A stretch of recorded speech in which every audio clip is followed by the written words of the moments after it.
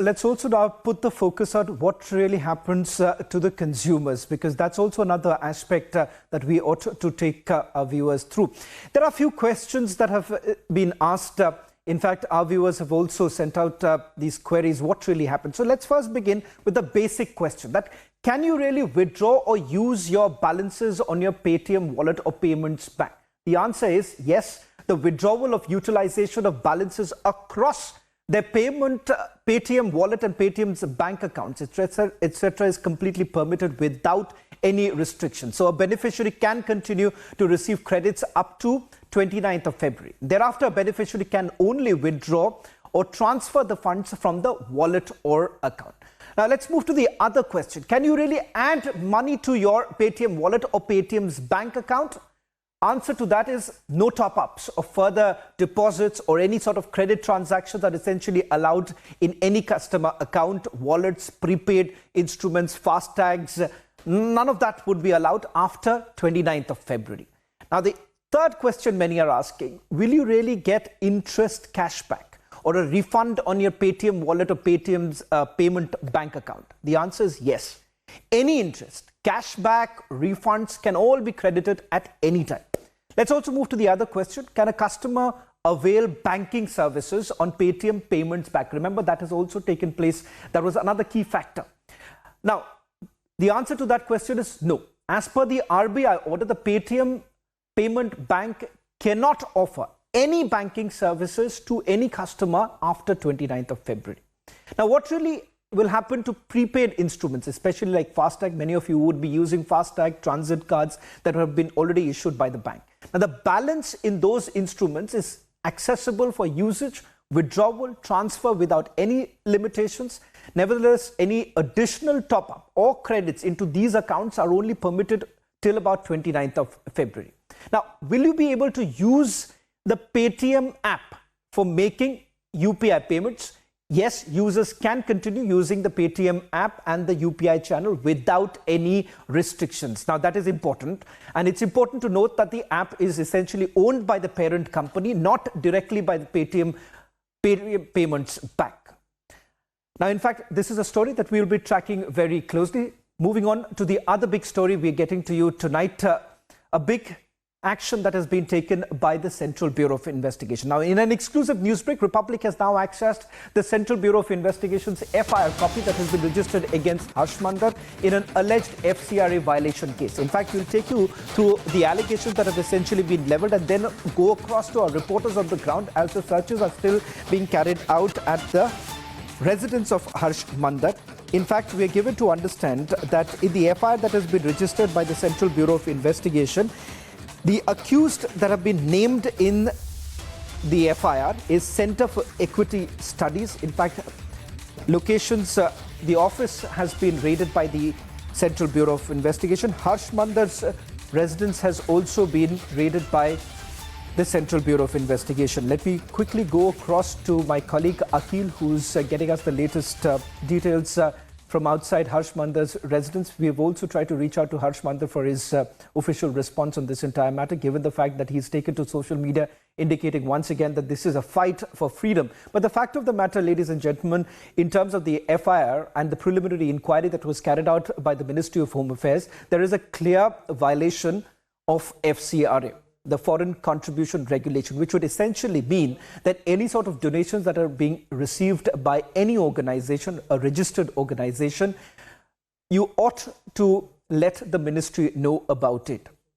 We are given to understand, as per the preliminary inquiry, that hasn't happened. I'll take you through the details of it, but first, let's go across to a reporter on the ground, getting us the latest details. We'll also play out some more information that has been sent by our reporters. In fact, we've tried confronting those who have been working with the centre to get their first response on this matter, but remember, they've been completely tight-lipped. Over to you first, Akhil. Give us a sense of what's really happening. Have the searches been completed? And what's the response really coming in from Harsh Mandar and the others? Well, Shravan, I'm just standing right outside Harsh Mandar's residence at Vasant Kunj. This is his official residence where he lives. But the search operation has been concluded in the afternoon over here. And the second such operation which has been going on at Center for Equity Studies Center, their search operation has just concluded 5 minutes back. So two teams have been deployed this morning, one at the residence, this very residence at Vasant Kunj, and second at Sarvodaya Enclave, where the search operation have been going on since morning. For almost 10 hours that search operation continued, and then finally it just got concluded. Apart from that, we also tried to confront some of the officials who were inside, because what we have been told that earlier Harsh Mandar used to be the director of Center for Equity Studies, but few months back he just stepped down and he transferred that chair to someone else who has been identified as Jatin Sharma. Jatin Sharma is an IIT Delhi graduate, and he has been running that institution. And when we tried to confront him, he was mum on that issue. We also tried to speak to him regarding why this search is being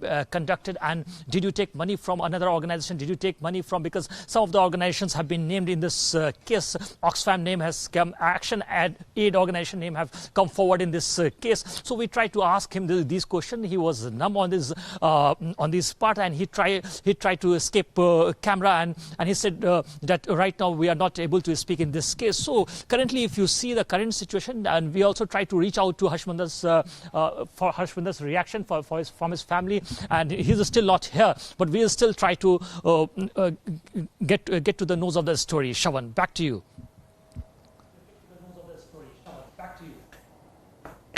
Well, Akhil, we'll just quickly also take our viewers through some of the details that are coming in with regards to what are the allegations that have been leveled against the Center for Equity Studies. In fact, we're given to understand a direct allegation of roughly about 32 lakh rupees, the amount that was diverted from the FCRA account, which the Ministry of Home Affairs asserts that is a clear violation of the FCRA Act. Let's also take you through some more details. Top sources have informed that Republic TV that the Center for Equity Studies received funds from Oxfam and Action Aid. Now, some of the money that has come under the scanner. First, let's break the details with regards to the alleged funds that were diverted, 32 lakh rupees. This was shown as wage bills that were provided. And the second is with regards to roughly about 10 lakh rupees, once again in violation of the FCRA.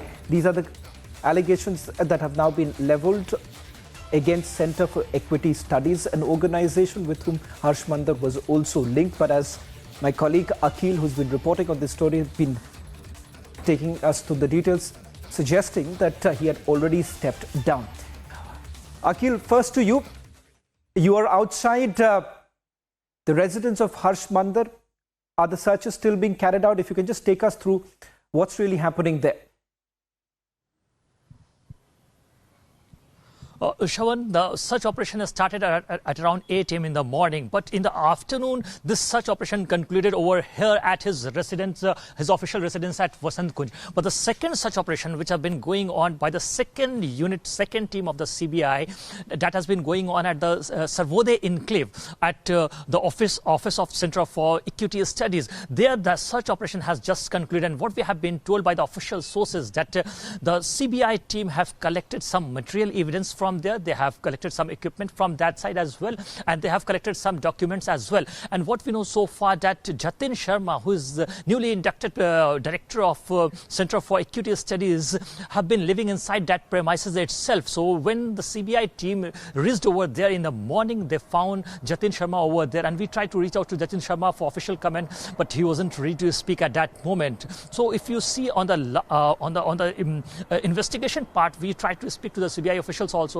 They are saying that the inquiry is in a very preliminary stage. Right now, they're not ready to comment on this. Sooner, the more details will come out, then we'll try to give you more information on this. Back to you, Shravan.